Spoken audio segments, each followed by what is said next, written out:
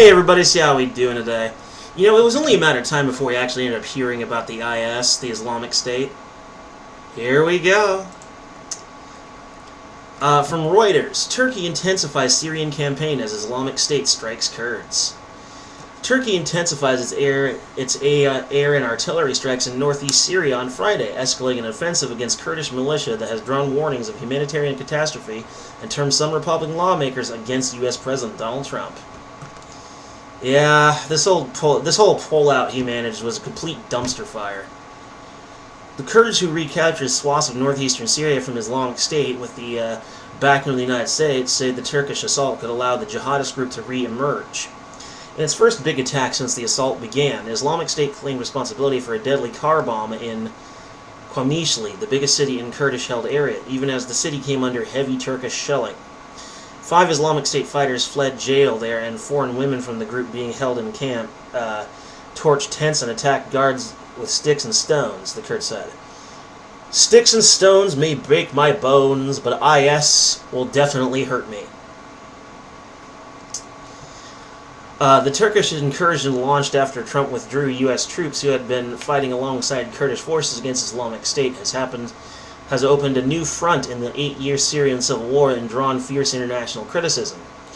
A war monitor gave a death toll approaching 100 from the past few days.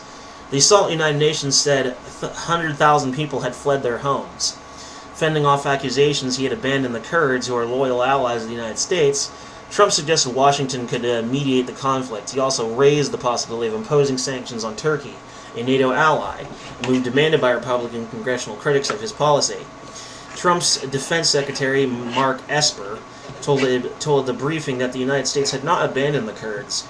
U.S. officials had urged Turkey to halt the assault, Esper said, warnings of dramatic harm to bilateral relations.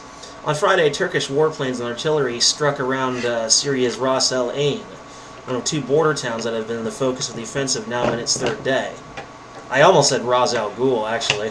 Reuters reporters heard gunfire there from across the frontier in the Turkish town of Seylan Pinar. Hundreds of kilometers further east along the frontier, a car bomb blew up outside a restaurant on Qamishli, as the city came under fierce Turkish shelling. Kurdish authorities said the bomb killed 3 civilians and wounded 9. Islamic State claimed responsibility, saying it had targeted Kurdish fighters.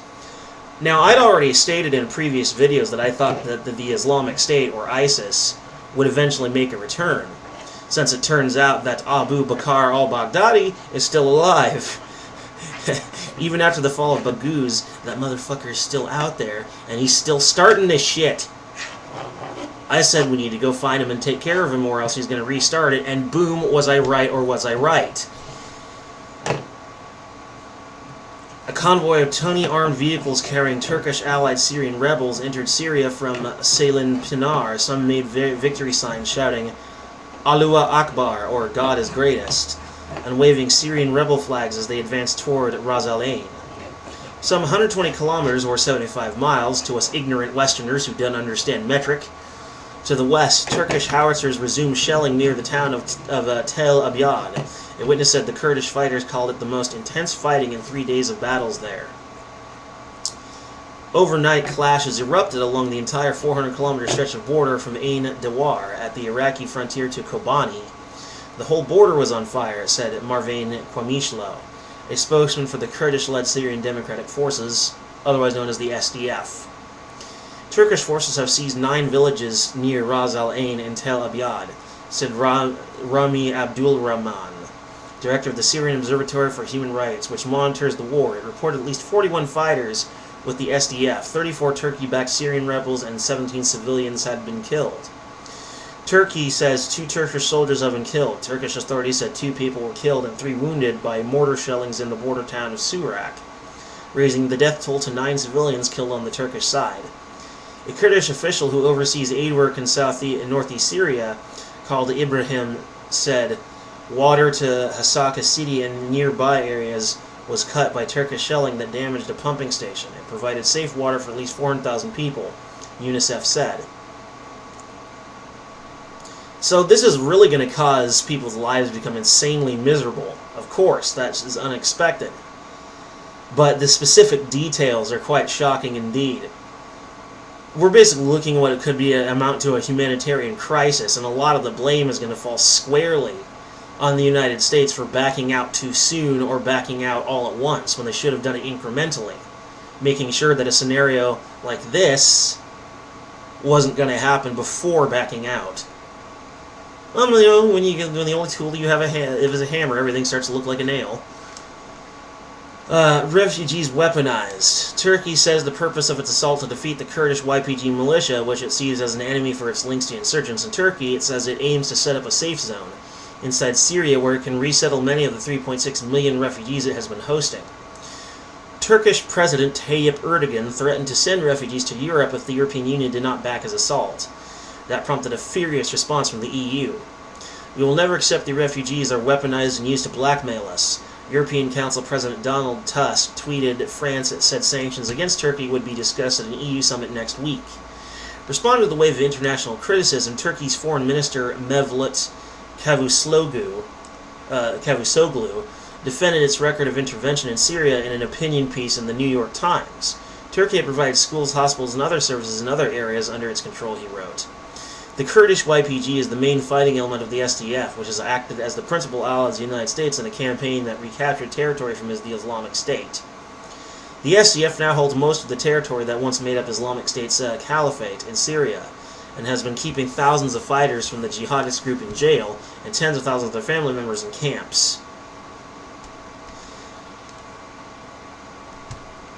Now, detaining them and detaining their families are just going to make them want to fight you all that much harder. But then again, given the situation, there's really not much else you're going to be able to do. It's difficult to, it's really difficult to sort of make this kind of thing work, you understand? It creates an attitude of martyrdom. They feel persecuted. They believe their cause is right. And therefore, when you do shit like this, that only affirms their belief. They've been vindicated because you're doing something that is technically abusive. But what else are you going to do? Just let them go? These kind of situations are always difficult to navigate, dealing with extremists. Really, I can provide no solution here. But at least I can point out the problem so maybe someone can think of a solution before the day is over. The SDF's Qamishli said 5 Islamic State fighters had escaped from jail in Qamishli after nearby Turkish shelling. In the Al-Hol camp, home to thousands of women and children who emerged from the last Islamic State strongholds, Qamishli said an uprising had taken place among foreigners. The Daesh Islamic State women rose against the internal security forces at Al-Hol. They set ablaze tents and attacked the administrative and security offices there with stones and sticks. 2 Turkish officials said in Ankara, I believe there were more than 1,000 Islamic State fighters, mostly foreigners, held in the part of Syria where Turkey aims to set up its safe zone. Turkey would aim to send them to their countries of origin. Sounds reasonable. But to finish this one off, we're going to take a look at the rare Republican criticism of Trump. In the United States, Trump's decision to withhold protection from the Kurds has been one of the few issues to prompt criticism from his fellow Republicans, including leading allies on Capitol Hill, such as Senator Lindsey Graham. Trump said in a Twitter post on Thursday, we have one of 3 choices: send in thousands of troops and win militarily, hit Turkey very hard financially, and with sanctions or mediate a deal between Turkey and the Kurds. I hope we can mediate, Trump said when asked about the options by reporters. Without elaborating, he said the United States was going to possibly do something very, very tough with respect to sanctions and other financial things against Turkey. Western countries' rejection of the Turkish offensive creates a rift within the NATO alliance, in which Turkey is the main Muslim member. NATO Secretary General Jens Stoltenberg said after talks with Cavusoglu in Istanbul that he expected Turkey to act with restraint. Cavusoglu said Ankara expected strong solidarity from the alliance. Trump's Western alliance falls down around his ears. And what does he do? He sticks to his guns and maintains classic Trumpian form. Does anything bother this guy? Does he feel any guilt or remorse over his decision at all? I hope he does, because if he doesn't, then I would worry that he might be a sociopath.